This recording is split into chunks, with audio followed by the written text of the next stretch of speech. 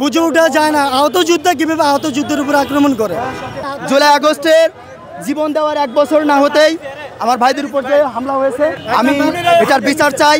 আমাদের জুলাই আহতদেরকে কেন পুলিশ কেন হামলা করলো আমাদের? জবাব দেওয়াই লাগবে।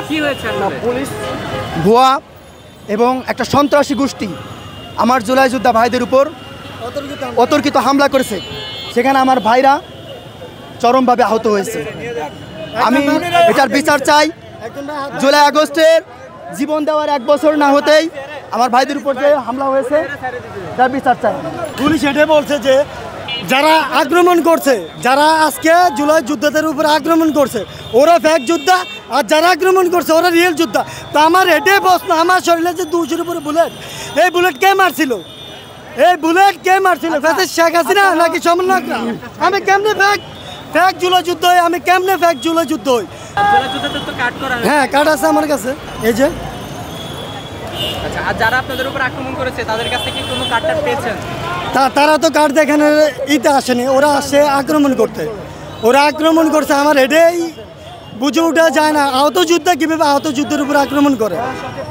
তো আমি এটাই বলবো, 2024 সালে আমরা বলি স্বৈরাচার শেখ হাসিনা আমাদের উপরে অতর্কিত হামলা করছে, আমার অনেক ভাই শহীদ হয়েছে, অনেক ভাই আহত হয়েছে। তা আমি মনে করি ডক্টর ইউনূস বর্তমানে same to same but different.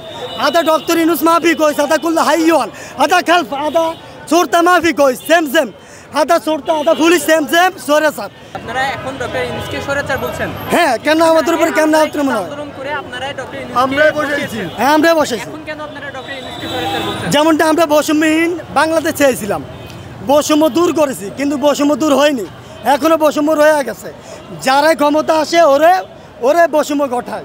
July যুদ্ধাঘাট July যুদ্ধাঘাট doctor Yunus আমাদেরকে দিয়েছে।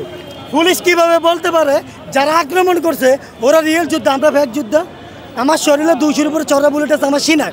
আমরা এখন এটা চাচ্ছি যে আমাদের ভাইদের, সহযোদ্ধা ভাইদের উপরে যে আক্রমণটা করছে ওটা সুস্থ বিচার। ওটা হয়েছে কি, আমাদের যে ঘোষণাপত্র তো আমরা মানি, 5 আগস্ট দিবে ওটাও মানি, বাট এখানে যে 2024-এ স্বৈরাচারে যে আমাদের উপরে আক্রমণ করছিল ওই ঘোষণাপত্রের ভিতরে উল্লেখ করা ছিল না ওটা।